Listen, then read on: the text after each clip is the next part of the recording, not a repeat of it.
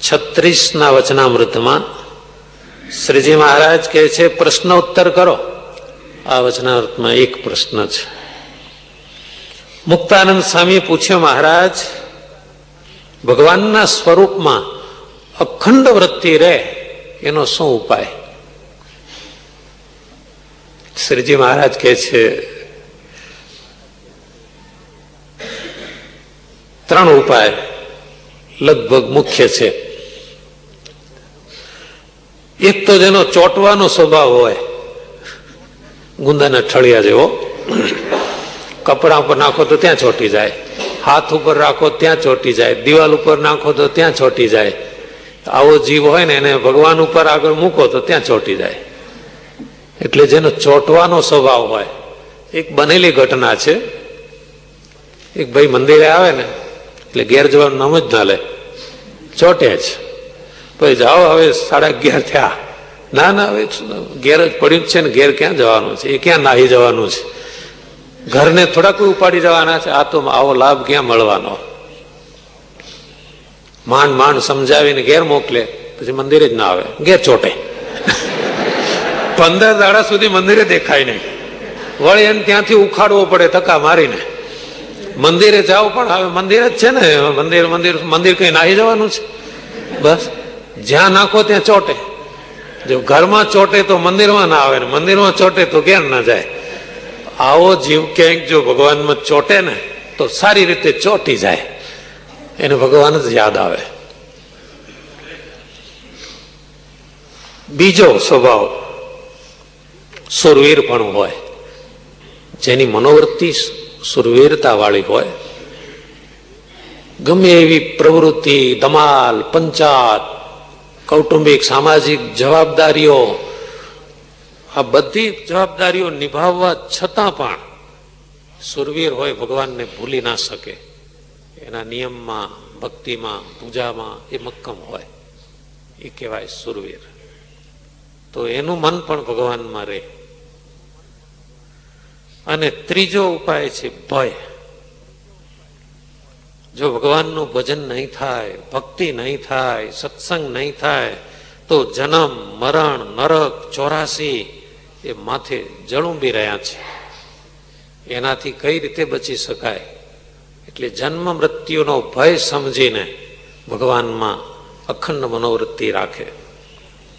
સ્વામિનારાયણ ભગવાન કહે છે આ 3 ઉપાય સામાન્ય છે, અને ચોથો ઉપાય પછી વૈરાગ્ય છે. જેને વૈરાગ્ય હોય એ ક્યાંય પણ આસક્ત ના થાય. છે ભાઈ ચાલ્યા કરે, આ તો બધી જવાબદારી છે એટલે પૂરું કરીએ, બાકી આમાં કોઈ કાંઈ નથી, એ વૈરાગ્ય વાળો. શ્રીજી મહારાજ એક બીજી વાત કહે છે, જેનામાં 4 ઉપાય ન હોય છતાંય ભગવાન યાદ આવતા હોય અખંડ, તો એના ઉપર ભગવાનની કૃપા થઈ છે એમ જાણવું. શ્રીજી મહારાજની કૃપા થાય તો એની મનોવૃત્તિ અખંડ ભગવાનમાં રહે. મહાપ્રભુ કોઈ ગામમાંથી પસાર થતા હતા, જય જયકાર થતો આવે, પાર્ષદો બંદૂકોના ભડાકા સાથે સ્વામિનારાયણ ભગવાનની જય બોલાવતા આવે, સંતો પણ ઉચ્ચ સ્વરે ધુન્ય બોલતા આવે, ભક્તો જય જયકાર કરતા આવે. તો કેટલાક માણસો ઘરનો દરવાજો બંધ કરી દે. ઘરનો દરવાજો રસ્તા ઉપર પડતો હોય ને, એને ગામડામાં ડેલી કહે છે, સૌરાષ્ટ્રમાં જાપો, એ ડેલી બંધ જ કરી દે. કારણ શું ખબર છે? એને બીક હતી કે આપણે એવું સાંભળ્યું છે કે સ્વામિનારાયણ ભગવાનની જો નજર પડે ને તો પછી સાવ જડ થઈ જવાય છે, ઊંડા ઉતરી જવાય છે, બધું ભૂલી જવાય છે, ઘર ને બહાર ને કુટુંબ ને કબીલો ને. તો આ કોઈ ગયડા ડોસીમાં હતા, એ ઉભા થઈને આવ્યા, એકદમ દરવાજો બંધ કર્યો કે સ્વામિનારાયણ આવે છે ને એના ઉપર નજર ન કરાય. પણ ગયડા ખરા ને જૂના, દરવાજો તો બંધ કર્યો, પણ પછી તરત વિચાર આવ્યો, મેં સાંભળ્યું છે કે સ્વામિનારાયણ બહુ રૂપાળા છે, કે બહુ રૂપાળા છે. સ્વામિનારાયણ તો એવા રૂપના અંબાર જેવા છે. લાવો ને જરાક જોઈ લઉં. અને આ ગયડા ડોસીમાં એ દરવાજો બંધ કર્યો તો જરાક ખેંચ્યો, થોડીક ચિરાડ જેટલું થયું ને એમાંથી એને એમ કે હું જોઈશ પણ સ્વામિનારાયણની નજર મારા ઉપર નહીં પડે. બસ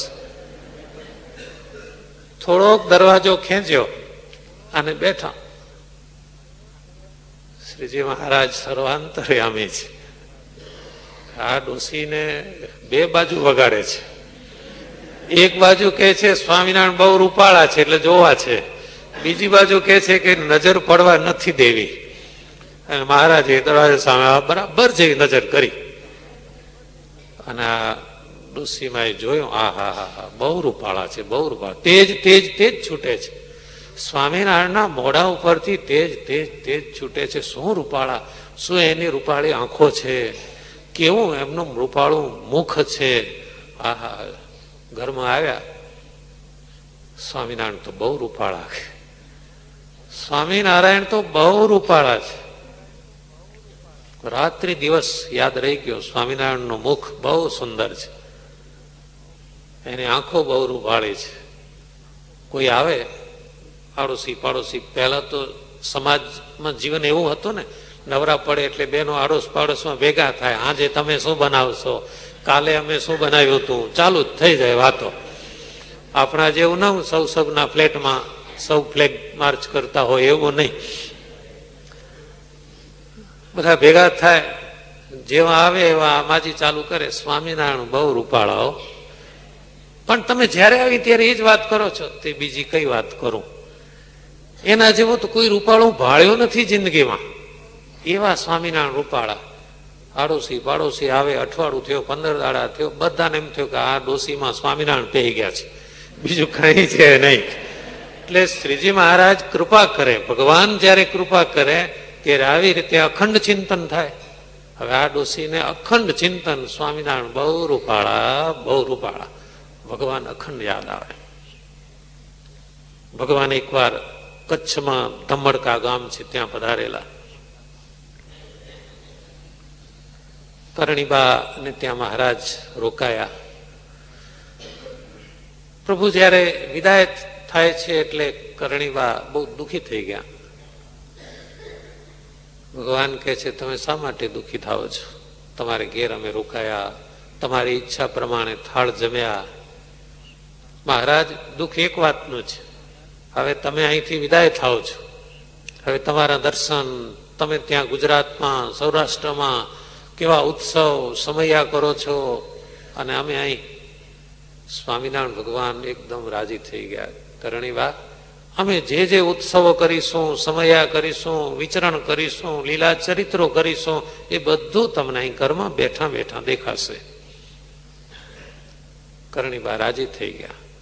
ઘરમાં આંખો બંધ કરીને બેઠા હોય, મહારાજ અત્યારે ક્યાં છે, શું ચરિત્ર કરે છે, કયા મંદિરની અત્યારે પ્રતિષ્ઠાનો ઉત્સવ ચાલે છે, બધું કરણીબાને ઘરમાં બેઠા દર્શન થતા. એટલે ભગવાન અત્યારે વચનામૃતમાં કહે છે કે જેના ઉપર ભગવાન કૃપા કરે એની તો વાત જ ન થાય. એ પેલા 4 સાધનમાં કે કોઈ નિયમમાં જ નહીં. ભગવાન કૃપા કરે એની કોઈ વાત નહીં. પણ બીજા અનંત ઉપાય કરે તોય પણ ભગવાનમાં અખંડ વૃત્તિ રહેતી નથી. વળી અમે આજે એક બીજી વાત વિચારી. આ સંસારને વિશે બધા માયા માયા કયા કરે છે. નહીં, વાત વાતમાં ભાઈ અમે તો માયામાં બંધાયેલા છીએ. એ કઈ બલા છે? કોઈ ભાડે કોઈ માયાને દેખી ક્યાંય જતા આવતા, સવાર સાંજ રાત્રે બપોરે કોઈએ દેખી કરી? આ વ્યાખ્યા એવી છે કે હજારો પાનામાં લખાયેલું વેદાંત શાસ્ત્ર જે જીવ માયા ઈશ્વરના વર્ણનને ખૂબ વિસ્તારથી કરે છે, એ સૌથી શ્રેષ્ઠ એક વ્યાખ્યા છે આ વચનામૃતમાં, જેનો કોઈ જોટો ન મળે. માયાનું રૂપ અમે જોઈ લીધું. ભગવાન વિના બીજે ઠેકાણે જે હેત રહે છે એનું જ નામ માયા છે. બસ તમને જ્યાં હેત થાય એનું નામ માયા. પછી એ લાકડું હોય, પથ્થરો હોય, મકાન હોય, જે હોય તે ભગવાન સિવાય જે પદાર્થમાં હેત થાય એનું નામ માયા. બસ કેવી યાદ રહી જાય એવી વ્યાખ્યા છે. બે રીતે યાદ રહી જાય. ઘરમાં કોઈ વસ્તુમાં તમને કોઈ પદાર્થમાં જો વધુનું હેત થઈ જાય તો આપોઆપ યાદ આવે કે આનું નામ જ માયા.